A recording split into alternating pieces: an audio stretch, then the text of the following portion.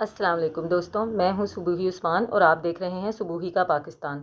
دوستوں، جیسا کہ آپ لوگ جانتے ہیں کہ کچھ عرصہ پہلے جب سیلاب بہت زیادہ اپنے عروج پر تھا، ابھی بھی سیلاب تو ہے ہی، لیکن سیلاب کے بعد کی تباہ کاریاں بھی ہم لوگوں کے سب کے سامنے ہیں۔ کچھ حد تک بلا ٹل چکی ہے اور کچھ حد تک ابھی بتایا جا رہا ہے کہ مزید خطرات ہیں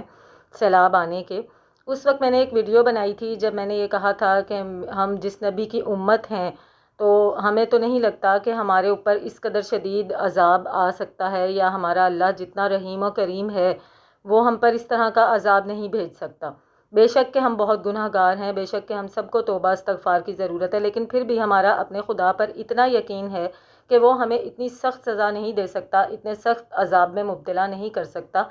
مجھے ایسا لگتا تھا، یہ میری پرسنل رائے تھی، کہ بالکل کرونا کی طرح یہ بھی کچھ مصنوعی قسم کے عذاب ہیں جو انسانوں پر بھیج رہے ہیں اور جن کو خدائی آفات کا نام دیا جا رہا ہے۔ اس کے علاوہ میں نے یہ بھی بات کی تھی کہ اس میں ہمارے حکمران بھی انوالو ہیں، جن کی لاپرواہیوں کی وجہ سے، جو بر وقت محکمہ موسمیات ہمارے لیے اطلاعات پہنچاتا رہتا ہے کہ اس طرح سے موسم خراب ہونے والا ہے، اس قسم کی بارشیں ہونے والی ہیں جن کے بعد اس طرح کے خطرات لاحق ہو سکتے ہیں، لیکن ان پر بالکل بھی توجہ نہیں دی جاتی۔ ان کو ایک کان سے سن کے دوسرے کان سے نکال دیا جاتا ہے کہ جیسے یہ تو ان کا مسئلہ ہی نہیں ہے۔ ان کا مسئلہ تو خیر ویسے بھی صرف اور صرف ووٹ لینا ہوتا ہے، ان کا یہ مسئلہ نہیں ہوتا کہ قوم پہ کون سے عذاب آنے والے ہیں، کون سے عذابوں کے لیے ہم نے کون سے کام کرنے ہیں۔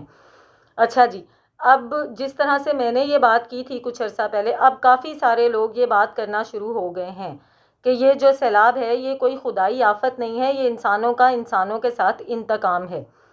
جیسا کہ آپ سب جانتے ہیں کہ 2004 میں جاپان میں اتنے خطرناک زلزلے آئے تھے، اتنے خطرناک کہ جس کی وجہ سے آدھے سے زیادہ جاپان جو ہے تباہ و برباد ہو گیا تھا، اور اس پر جو ہے جاپان نے ان زلزلوں کا الزام جو تھا وہ ڈائریکٹ جو ہے امریکہ پر لگایا تھا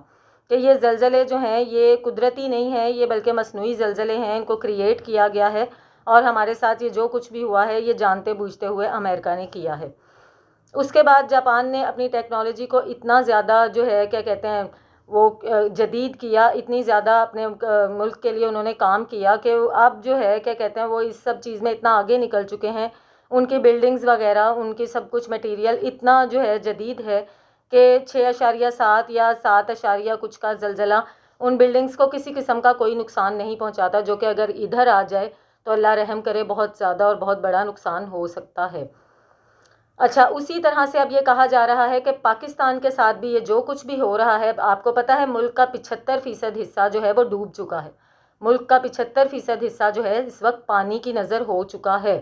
اور اس جو بچا کچا رہ گیا ہے وہ اتنے زیادہ بیمار لوگ ہیں، اتنے زیادہ پریشانیوں کا، اتنے زیادہ تکلیفوں کا شکار ہیں کہ جو الفاظوں میں بیان کرنا میرے لیے ممکن نہیں ہے۔ ابھی میں نے 1-2 دن پہلے ایک میں ویڈیو دیکھ رہی تھی جس میں یہ اسی طرح سے بتایا جا رہا تھا کہ سندھ میں جو ہے اس قدر نقصان ہو گیا ہے، سندھ میں اس قدر لوگوں کی بری حالت ہے کہ وہاں پہ جو خواتین ہیں اللہ رحم کرے وہ بے لباس ہو کر پھر رہی ہیں، ان کے پاس پہننے والے کپڑے تک نہیں ہیں، ان کا سب کچھ پانی کی نظر ہو چکا ہے، سب کچھ بہہ گیا ہے، کیا وہ برتن، جوتے اور اوڑھنے بچھونے کا جو کچھ بھی سامان ہوتا ہے وہ سب کچھ بہہ چکا ہے، کسی قسم کی امداد ان تک نہیں پہنچ رہی ہے۔ وہ لوگ اس قدر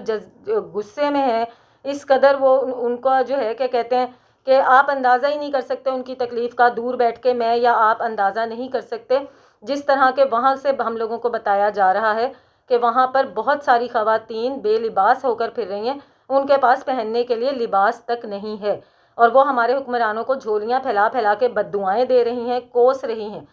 تو یہ عذاب خدا کی طرف سے نہیں ہے، یہ عذاب امریکہ کی طرف سے ہے یا جس طرف سے بھی ہے، بہرحال یہ مصنوعی ہے، یہ کریٹ کیا گیا ہے۔ ہمارا اللہ بہت رحیم ہے، بہت کریم ہے، وہ ہمیں ایسے عذابوں میں مبتلا نہیں کر سکتا، ہمارا اپنے اللہ پر بہت یقین ہے۔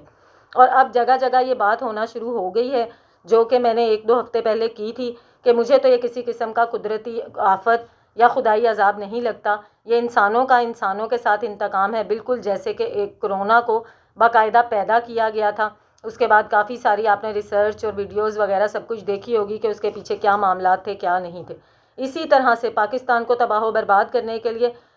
75% پاکستان تو برباد ہو ہی چکا ہے، جو باقی کا رہ گیا اللہ ہدایت دے ہمارے حکمرانوں کو کہ کیا بنتا ہے ہم لوگوں کا کیا نہیں بنتا، لیکن بہرحال یہ بات میری رائے تک تو یہ طے ہے کہ یہ جو ہے کوئی قدرتی آفت نہیں ہے، یہ مصنوعی سیلاب ہے، ورنہ مجھے بتائیں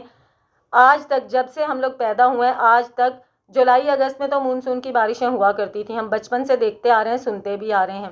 لیکن ستمبر میں 15 سپتمبر کے بعد موسم بدلنا شروع ہو جاتا ہے اور کیا کہتے ہیں بالکل خشک ہو جاتا ہے اور سردی کی طرف بڑھنے لگتا ہے۔ لیکن ابھی آپ چیک کریں کہ ستمبر میں موسم بالکل جولائی اگست والا ہے، اور بلکہ پریڈکشن کی جا رہی ہے کہ ستمبر میں ایک اور جو ہے وہ جو ہے مونسون کا سلسلہ شروع ہونے والا ہے، جس کی وجہ سے مزید سیلاب کا خطرہ ہے۔ ایسا کبھی بھی نہیں ہوا، ستمبر میں کوئی بارشیں نہیں ہوتی تھیں، ستمبر میں کوئی مونسون نہیں آتا تھا۔ اب یہ انوکھا مونسون جو کہ ستمبر میں آ رہا ہے، جبکہ بارشوں کا موسم مکمل ختم ہو چکا ہوتا ہے ستمبر میں۔ تو آپ بتائیں آپ کی سوچ کیا کہتی ہے، آپ کی عقل کیا کہتی ہے؟ میں تو اس کو کوئی قدرتی آفت ماننے کے لیے تیار نہیں ہوں۔ اللہ پاک ہم لوگوں کو ان کے جو ہے گندے عزائم سے محفوظ رکھے، پاکستان کی حفاظت فرمائے، پاکستانی قوم کی حفاظت فرمائے، ہمارے حکمرانوں کو ہدایت دیں کہ ہم لوگوں کو کسی طرح سے وہ انسان سمجھیں، ہم لوگوں کی ضروریات کو، ہم لوگوں کی مشکلات کو وہ یہ سمجھیں کہ ان کا بھی حل ہونا بہت ضروری ہے۔ ملتی ہوں تو آپ سے اپنی اگلی ویڈیو میں، تب تک کے لیے اللہ حافظ۔